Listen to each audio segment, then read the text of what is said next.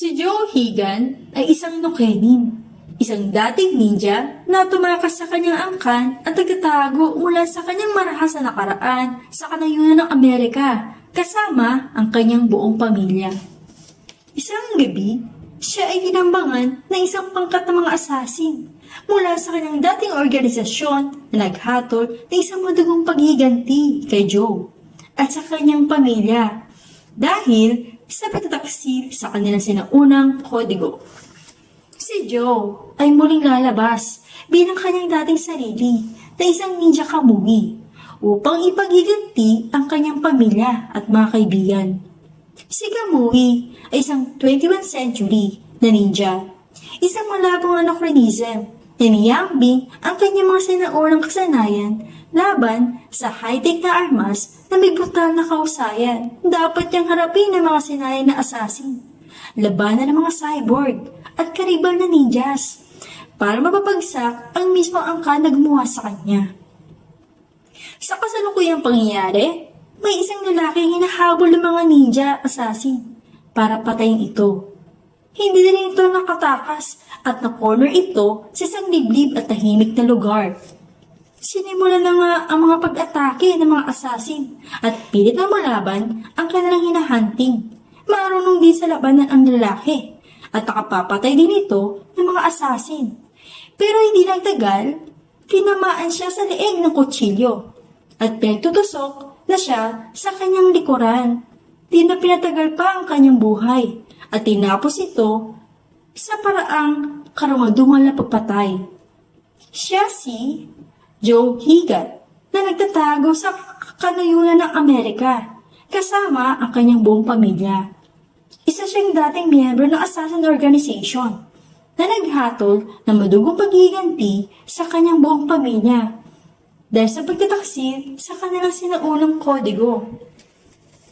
Isang gabi, habang natutulog na sila, hindi mapakali si Joe at bumangon ito sa kanyang pagkakahiga. Alam na niya na dumating na sa kanilang bahay ang mga assassin na naghahanap sa kanila. Bumaba na siya sa hagdanan at tinignan niya ang bintana at doon na nga nabakita ang mga assassin at inatake na siya ng mga ito. Habang abala siya nakipaglaban sa ibaba ng kanilang bahay, biglang sumigaw ang kanyang anak at tinawag siya. Sa pagkarinig niya sa boses ng kanyang anak, bigla siyang nag-alala at dali-dali siyang umakyat sa kanilang kwarto patungo sa kanyang mag-ina. Habang papakyat siya sa hagdanan, tinamaan siya ng mga karayom galing sa assassin pero hindi pa din siya nagpatigil at dahan-dahan nang umakyat sa hagdanan para tignan ang kalagayan ng kanyang mag-ina. At nang makaabot na siya sa itaas, biglang nalisik ang kanyang mga mata sa mga nakita niya. Nakita niya mismo ng kanyang mga mata ang dugong katawan ng kanyang asawa, yakap-yakap ang kanilang anak na nakandusay sa sahig. Nakita niya ang isang assassin na nakamaskara ng oni at tinitignan siya.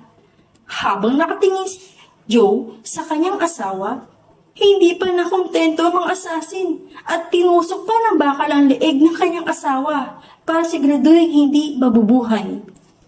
Habang natutulala si Joe sa nasasaksihan niya kung paano pinatay ang kanyang mag-ina, bigla siyang sinaksak sa kanyang likuran. Habang nakatusok ang espada tagos sa kanyang katawan, hindi pa din siya natumba at pilit na malakad papalapit sa kanyang mag-ina. At hindi nagtagal, doon na siya natumba. Biglang may narinig ang mga assassin na paparating ang mga pulis sa bahay ni Joe. At pinulsuhan si Joe ng assassin para masigurado na isa na siyang patay. Kinumpirma nilang wala ng buhay si Joe at umalis na sila sa bahay. Matapos ang malaging na pangyayari sa kanilang bahay, dinala ang bangkay ni Joe sa morgue. Pero sa hindi inaasang pangyayari, bigla siyang huminga at bumangon sa kanyang pagkakahimlay. Hindi matanggal sa kanyang isipan ang mga imahe ng kanyang mag-ina na duguan at nakahilata sa sahig. Dinala si Joe sa ospital at hindi makapaniwala ng doktor na milagro na buhay siya muli.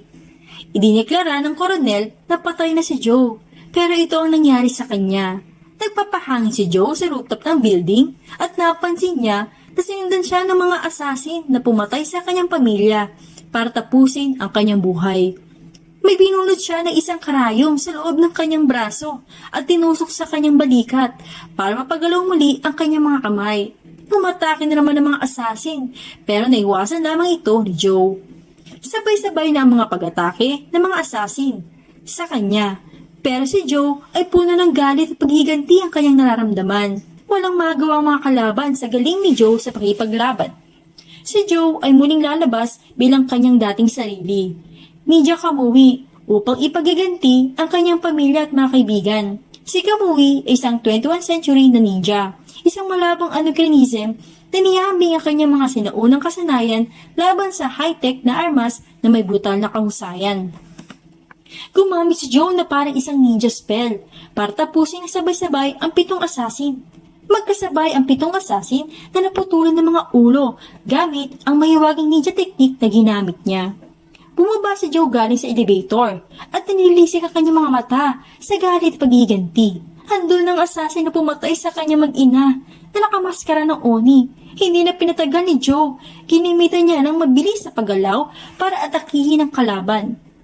Sa kalagitnaan ng kanilang laban, ginamit muli ni Joe ang kanyang kakaibang teknik para linlangin ang kalaban at nagawa niya itong masugatan sa katawan. At hindi na nagtagal, tinidtad ni Joe ng saksak ang buong katawan ng assassin na pumatay sa kanyang mag-ina. Nagtataka si Joe kung paano sila nahanap ng mga assassin. Kahit pa daw nag-iba pa sila ng itsura gamit ang isang teknolohiya at doon na siya tinapos ang buhay ng assassin. Sa unang kabanata pa lamang ay napaka-intensa ng laban sa bagong anime na ito. Dahil sa pagkamatay ng kanyang pinakamamahal na mag-ina, isinusumpa niya ang paghiganti at hahabulin niya ang may pakana nito bilang isang ninja Kamui. Dito nagtapos ang ating unang episode sa buhay ni Joe Higan. Muli ako nagpapasalamat sa inyong walang sawang pagsuporta sa aking channel at pagsubaybay sa mga videos ko. Huwag niyo sanang kalimutan na mag-iwan ng isang like sa video at mag-subscribe sa mga bago pa sa aking channel. Hanggang sa muli!